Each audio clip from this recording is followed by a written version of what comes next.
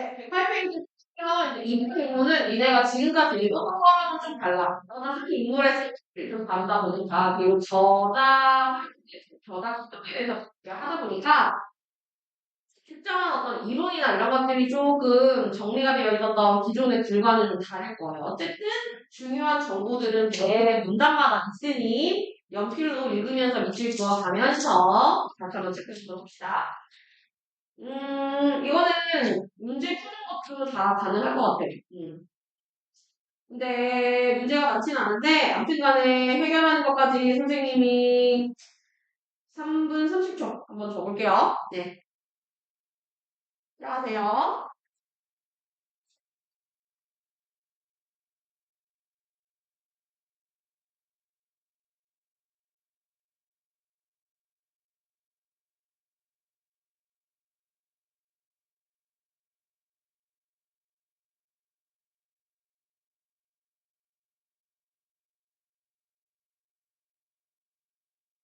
눈으로만 읽지 말고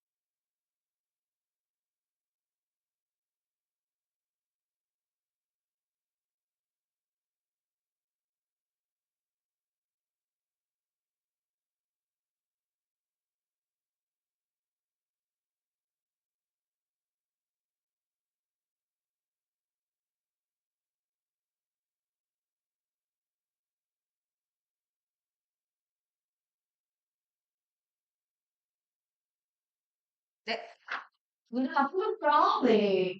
자, 쌤이 아까 얘기한 대로 이제 정약용이라는 한 사람의 세계를 들여다보면서 특히 그가 남긴 책을 통해서 그 사람의 생각을 좀 파악할 수 있는 그런 글이었습니다. 일단은 가 문단에서 가장 핵심 인물을 먼저 만나봤죠. 일단은 사람 이름에서 동그라미 한번 적도록 하겠습니다. 정약용. 네, 드라마나 영화에서도 꽤 많이 그러니까 뭔가 재현되는 인물이기도 하고 해서 여러분이 아주 낯설진 않을 거라고 생각하는데요. 보통의 사람들이 정약용에 대해서 아는 바를 얘기해봐라. 이러면 주로 나오는 첫 번째 이야기. 조선 후기 실학자. 이것도 당연히 맞는 얘기. 그 다음에 두 번째, 거중기를 만들었었던 제작자이면서 동시에 그걸로 지금 현재도 남아있죠. 수원 화성을 축조한 인물이기도 합니다. 이렇게로는 사람들이 엄청 많이 알고 있다는 거야. 시우이 알겠지? 밑줄 긋고 있지? 자, 그리고 나서 바로 뒤에 보면은, 하지만 사람들이 정약용에 대해서 또 좀 잘 모른다고 생각하는 부분인가 봐. 그래서 하지만으로 지금 연결되어 있습니다. 사실은 또 멀기도 하다. 와, 무려 500여 권의 책을 저술한 조선의 대표적인 작가이기도 합니다. 야, 많이 썼네.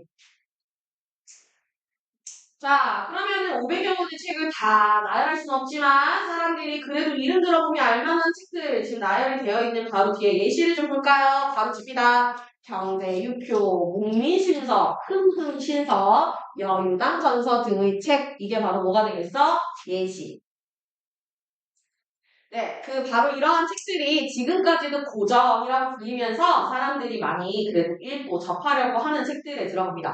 선생님은 개인적으로 저 목민신서라는 책을 대학교 다닐 때 원서로, 원서라는 말이 좀 이상하긴 한데, 얘들아, 조선 당시에 쓰인 이제 글에 가까운 원본으로 이제 배운 적이 있어요. 근데 너무 사실 선생님 지금 상당히 어려웠는데, 한자도 아직까지 많이 쓰이고 이러다 보니까 선생님도 이제 그때 당시에 한자가 되게 약했었어가지고 해석하거나 이러는데 좀 쉽지는 않았던 기억이 나요. 근데 내용은 어쨌든 결과적으로 되게 좋았거든요. 자, 그래서 오늘은 목민신서에 대해서 한번 정리해볼게요. 자, 여러 저서가 있지만 그 중에서도 그의 대표작으로 손꼽히는 목민신서가 약간 오늘에도 또 다른 중심 화제죠. 네, 체크해봅시다. 책 제목이고요. 자, 이 책에서 다루고 있는 거는 바로 뒤에 있죠. 백성을 다스리는 지방관리의 역할을 밝힌 책이래. 여기 책은 정약용이 쓴 책 중에서도 대표작으로 손꼽히는 그런 책 중에 한 권입니다. 내용은 저러하고요. 근데 이제 백성을 다스리는 지방관리 역할이라고 하니까 어떤 걸 해야 한다 이런 단순한 나열이라고 생각하기 쉬운데 말이죠. 그러나 이 책이 왜 특별한지가 뒤에 나와 있습니다. 이 책은 단순히 실무, 즉 관리들이 뭘 해야 하는지 실질적인 업무 이거에 대해서 알려주는 것이 아니라고 했어요. 그럼 뭐가 더 중요해? 뒤에 있는 거. 뭘 그럼 드러낸 거냐면 진짜 백성을 위한 정치가 뭐냐?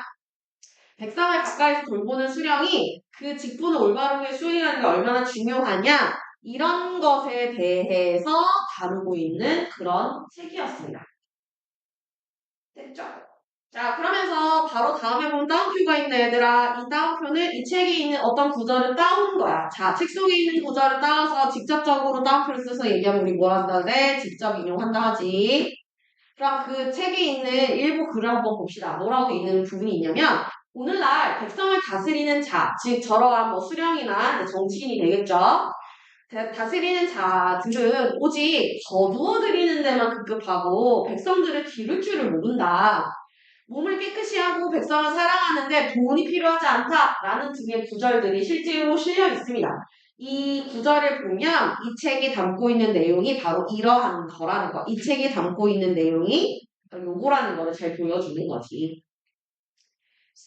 자, 그리고 이제 어떤 평가를 받고 있는지도 한번 살펴볼게요. 밑줄 그어볼까요? 자, 이 책은 정약용의 삶의 바탕을 둔 책이라고 후대 평가를 받고 있습니다. 어떤 점에서 그러냐? 자, 정약용의 유년 시절을 들여다볼게요. 유년 시절에는 고을 수령을 역임한 아버지 일을 따라서 각 고을을 돌아다니면서 여러 군대를 직접적으로 자기가 같이 살아갔으니까 견문을 또 넓혀주기도 하고요. 33세, 33살 때는 암행어사가 되어서 지방관리 부정부패를 실제로 자기가 본 적도 있습니다. 암행어사는 다 뭔지 아시죠, 여러분?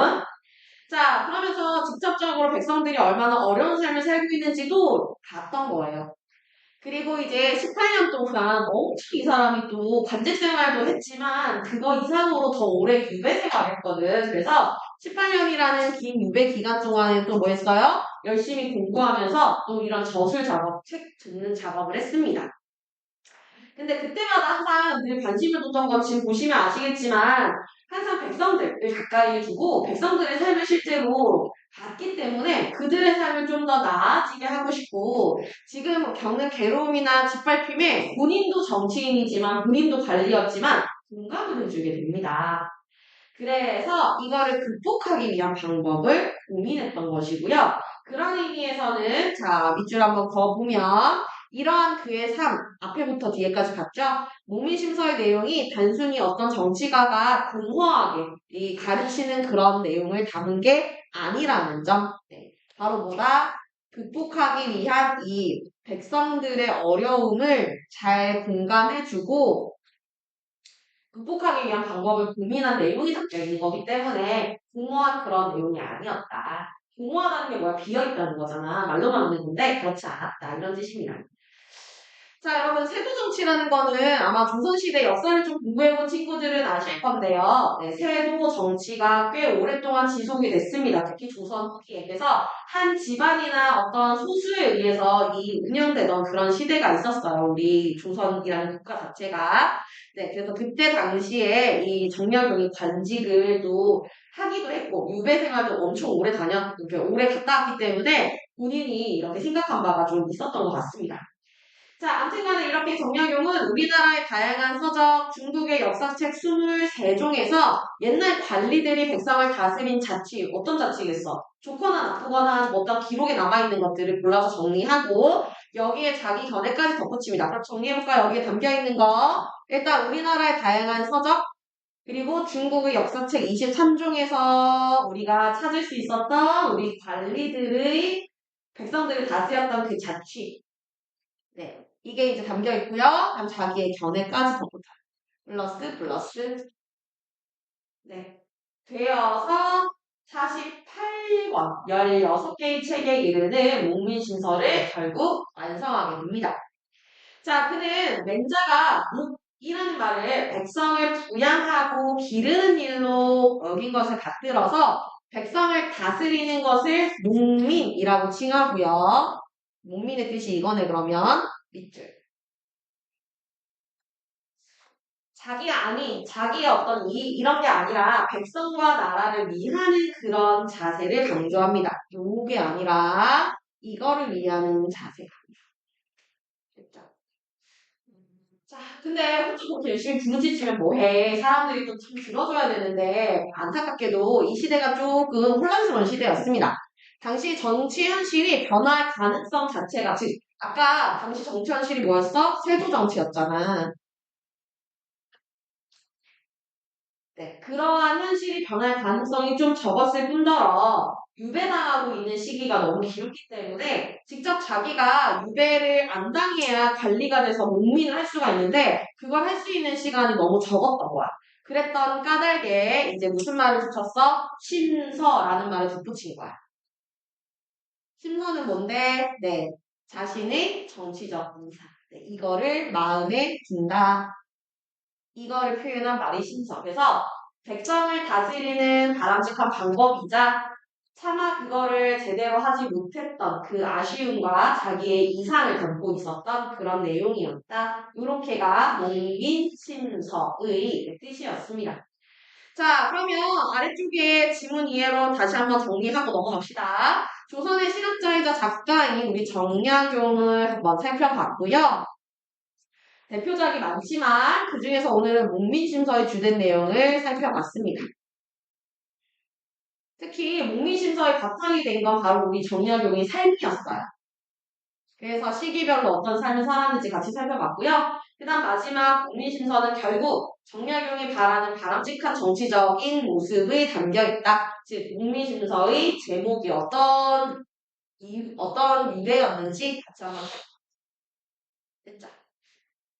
자, 그리고 나면 여러분 아마 이 문제는 좀 거의 처음 풀어본 것 같아요. 보시는 것처럼 뭘 찾으라 했냐면 표제와 부제를 찾으라고 했는데 표제가 결국은 뭐다? 핵심 주제, 화제가 제시가 돼야 됩니다. 그리고요, 전체 내용이 포괄이 돼야 돼서 전체 내용이 다 들어갈 때 부분적인 것 같아요. 적어주세요. 그래서 언급이 안 된 건 당연히 지우면 되고, 내가 본문에서 봤던 내용이기는 해. 근데 너무 부분적이야. 그것도 안 되는 거야. 그래서 표제는 말 그대로 큰 제목이기 때문에 전체 내용을 다 담고 있어야 되고요. 그 다음에 부제는 상대적으로 뭐겠어? 그러한 표제를 보충해주는 성격이에요. 네. 따라서 이것 또한 주제에서 좀 벗어나면 안 되겠죠.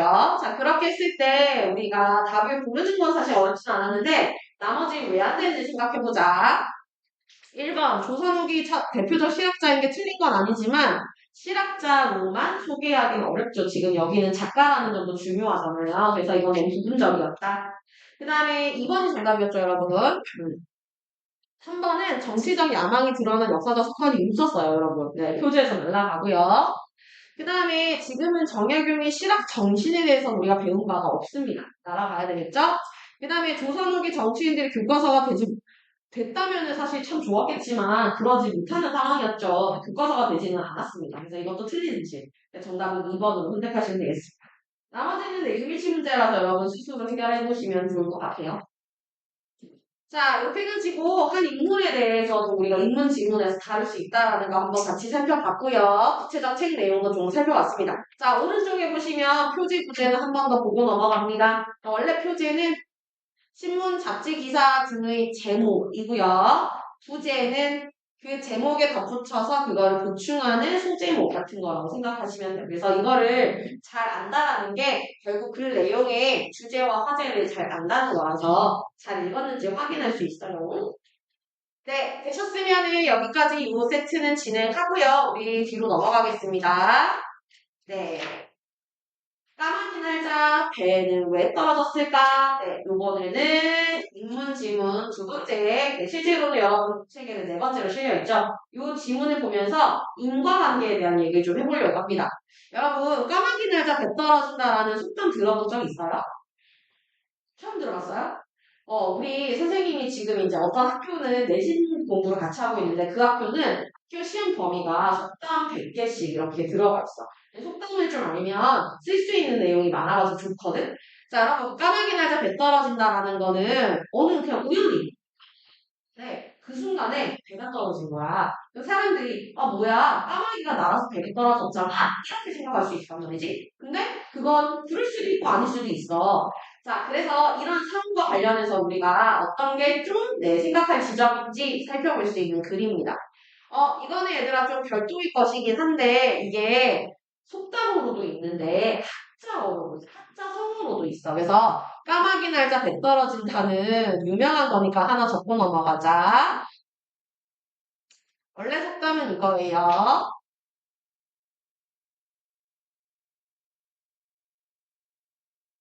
요 옆에 선생님 써주는 게 한자서.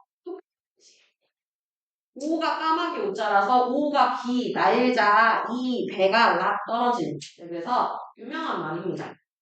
네, 몰랐다면 오늘 이제 보면서 한번 또 알아보고 넘어가는 기회로 한번 삼아봅시다. 자, 문제 없이 다 풀 수 있습니다. 111쪽까지 야무지게 한번 풀어봅시다. 시간을 동일하게 드리겠습니다. 시작할게요.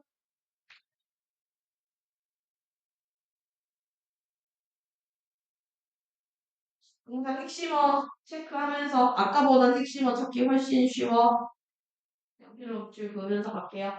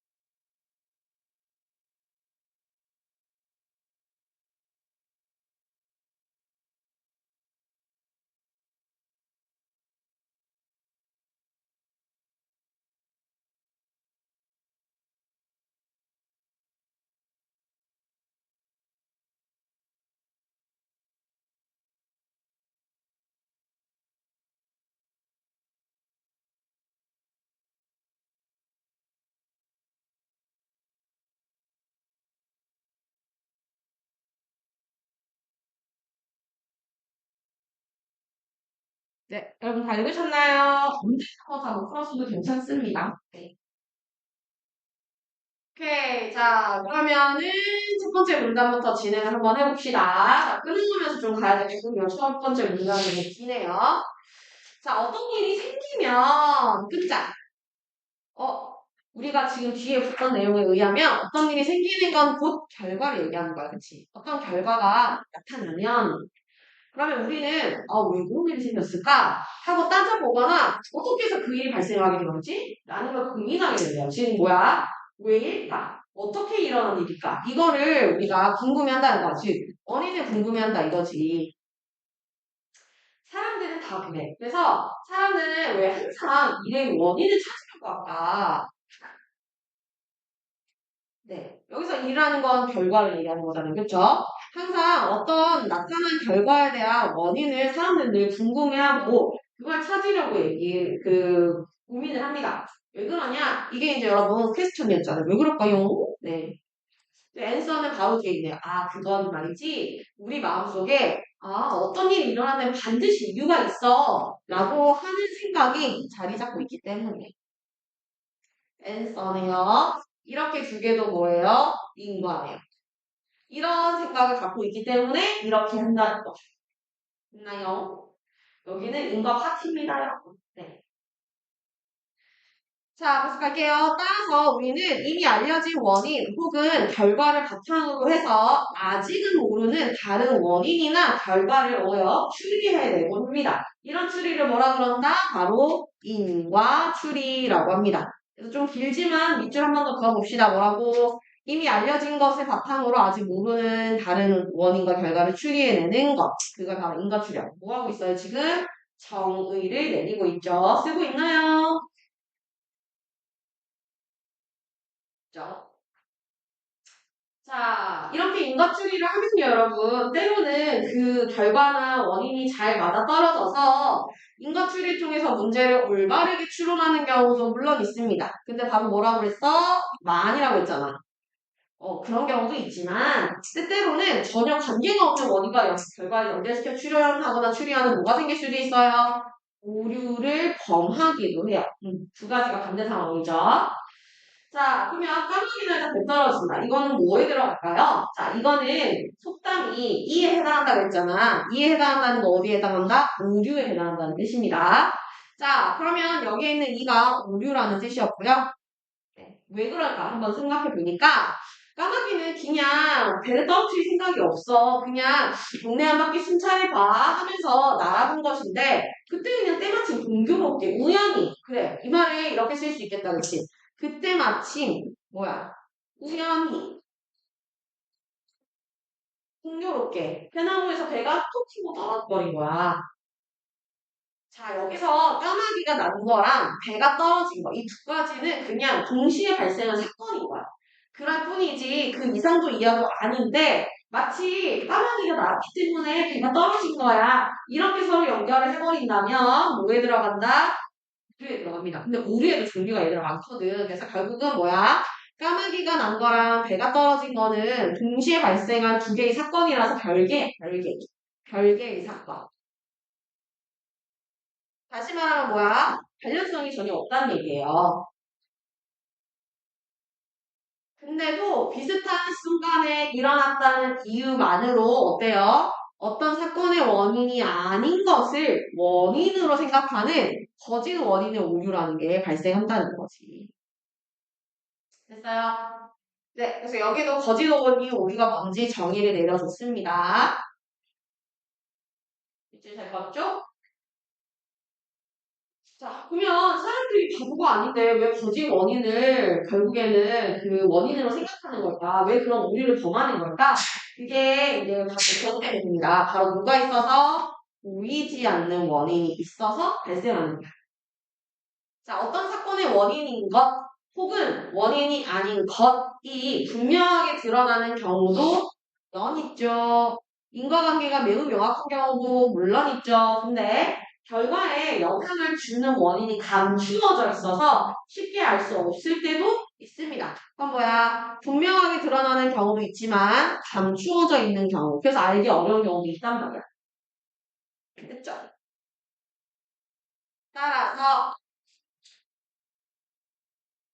자, 이 보이지 않는 원인을 잘 따져보지 않으면 원인이 아닌 것을 원인으로 생각하는 오류가 생겨도 그냥 지나치기 쉽고 그런갑다 라고 생각하기 쉽다는 거지. 그럼 우리 어떻게 해야 돼? 보이지 않는 원인을 잘 따져봐야 되겠네. 거짓 원인의 오류에 안 빠지려면. 자, 그래서 왜 우리가 거짓 원인의 오류에 빠지는가에 대한 내용은 바로 여기 정리돼 있죠. 이렇게 하지 않으면 원인이 아닌 것도 원인으로 착각하고 그냥 지나기 쉽기 때문에 그래요. 그럼 왜 거짓 원인의 오류가 발생하는가? 조금 더 디테일하게 알아보면 네 가지 정도에 따라서 우리가 정리가 가능합니다. 자, 한 번만 더 메모칠게요. 거짓 원인의 오류는 구체적으로 자, 밑줄 원인을 어떻게 잘못 생각했는지 이게 기준입니다. 이 기준에 따라 네 가지 넘버링을 할 수 있게 아예 순서 표지가 나와 있네요. 자, 1번부터 한번 해봅시다. 1번. 선구, 앞과 뒤죠, 여러분. 선후 관계를 인과관계로 잘못 행동하는 거. 이게 첫 번째. 자, 그냥 시간적으로 먼저 일어나고 그냥 나중에 일어나고 뭐 두 개 사이에는 아무런 인과관계가 전혀 없는데 마치 두 개가 인과관계가 있는 것처럼 느껴지는 거. 이게 첫 번째. 자, 다음 두 번째는요. 네, 인과관계는 아니고 그냥 서로 상관, 관련성이 있는 정도인 경우도 있어. 근데 그거를 혼동하는 거지, 인과관계. 됐죠? 따라서 두 사건이 동시에 발생했다라는 그 이유만으로 인과관계로 생각하는 거. 그러면 얘들아, 두 사건이 동시에 발생했다라는 이게 바로 뭐야? 아까 위에서 얘기했던 네, 속담 관련 그 내용이네. 까마귀 어쩌고 그 사건. 요거랑 관련된 게 요 사건. 네. 그러니까 요 오류네. 됐지요? 세 번째 갑니다. 공통 원인의 오류가 있어요. 두 가지 서로 다른 사건이 사실은 제3의 원인 때문에 발생한 것인데 그 두 사건이 이렇게 공통 원인을 찾지 못하고 결과에 해당하는 두 사건을 마치 인과관계인 것처럼 엮어버리는. 그래서 원인은 진짜 딴 데 있는데 그 원인을 못 찾아서 서로 그 결과인 것들끼리 묶어서 인과관계로 이해하는 것. 그게 세 번째고요. 네 번째, 이것도 생각보다 흔하다요. 원인과 결과를 뒤바꿔서 행동하는. 그래서 뭐가 원인이고 뭐가 결과인지 구별을 잘 하지 못하는 경우에 발생할 수 있는 거죠. 됐죠? 이렇게 나오잖아, 얘들아. 근데 안 해보면은 그 해당하는 속담 말고는 예시가 더 없잖아. 그러면 문제의 예시가 반드시 나오거든. 그래서 너네가 이제 몇 번 문제를 풀었냐면 2번 문제를 그래서 푼 거였어. 자, 그러면 내용 정리 잘 됐는지 먼저 한번 확인해 볼게요. 자, 첫 번째는 뭐였어? 인과 추리가 뭔지를 먼저 살펴볼까? 화제였고요. 자, 그 안에서 특히 이제 인과추리가 제대로 된 결과값을 낼 때도 있지만 그렇지 못해서 결국 원인과 결과를 잘못 연결시키는 오류가 발생할 수도 있다 얘기했고 특히 어떤 원인을 우리 주의하라 했어 얘들아? 무슨 원인? 보이지 않는 원인을 주의해야 되는 이유 설명해줬고요. 그리고 이제 마지막으로 거짓 원인의 오류가 언제 생기는지, 어떻게 생기는지, 네, 그거 살펴봤습니다.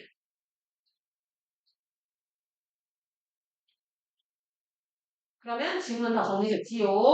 자, 문제 잘 풀었는지 한번 확인해 보도록 하겠습니다. 1번 문제는 내용 일치 문제라서 세부 내용 파악하면 되는 거니까 크게 문제가 없었을 거라고 생각합니다만, 그 답을 한번 맞춰볼게요. 1번에 몇 번 하셨나요? 3번. 3번. 그렇죠. 그래서 원인이 감추어져 있을 때 가능성이 훨씬 다 보시겠죠? 뒤에가 틀렸네요. 그 다음에 2번 한번 해보자. 이게 그래서 얘들아 사례야 사례. 사례를 제시하고 너네가 개념을 이해했는지 물어보는 건데 지금은 기억 본문 속에 있었던 그 속담이랑 그 다음에 보기의 공통적으로 범하고 있는 오류를 찾으라 했거든. 자, 보기를 볼게요. 이거는 너네들도 운동하거나 그러면 또 운동선수들이 많이 갖고 있는 징크스라고 하지. 예를 들어서 중요한 시합이 있는 날 어떤 자기 루틴이 있어, 사람들이. 그래서 그것대로 안 하면 뭔가 결과가 안 좋아. 이렇게 생각하는 마음이 있는데 얘도 그래. 얘는 좋은 거. 성적을 끼면 그날 치더라. 그러면 오늘도 홈런을 치기 위해서 빨간 장갑을 껴야지. 지금 빨간 장갑을 끼는 거랑 홈런을 치는 거 두 가지가 있는데 이 사람은 그 두 가지가 인과관계가 있다고 생각하는 거야. 근데 실제로 그런가 생각해보면 이거는 우연의 일치인 거지. 진짜 인과관계가 있는 건 아닙니다. 따라서 우연히 발생한 두 가지 서로 다른 사건을 마치 인과관계가 있는 것처럼 우리가 흔히 징크스 이런 것들 얘기할 때 주로 많이 얘기하는데 이런 그 사례가 바로 여기에 들어간다고 보시면 되겠습니다. 2번의 정답은 이렇게 정리 가능하겠고요. 나머지는 괜찮은 것 같습니다. 방금 우리 내용 정리했던 거라가지고 네, 스스로 읽고 해결했으니 답도 한번 맞춰서 네, 정리해 주시면 좋을 것 같습니다. 네, 그래서 이번 파트는 네, 내용이 막 길거나 어렵지 않아서 일단 여기까지 정리를 좀 해보도록 하고요. 우리 아까 얘기했던 어휘는 네, 스스로 집에서 학습해올 수 있죠? 여러분? 네, 어려운 내용은 없거든요. 네, 그래서 그거는 학습해 오시고 네, 슬슬 마무리하겠습니다. 잘 가주세요.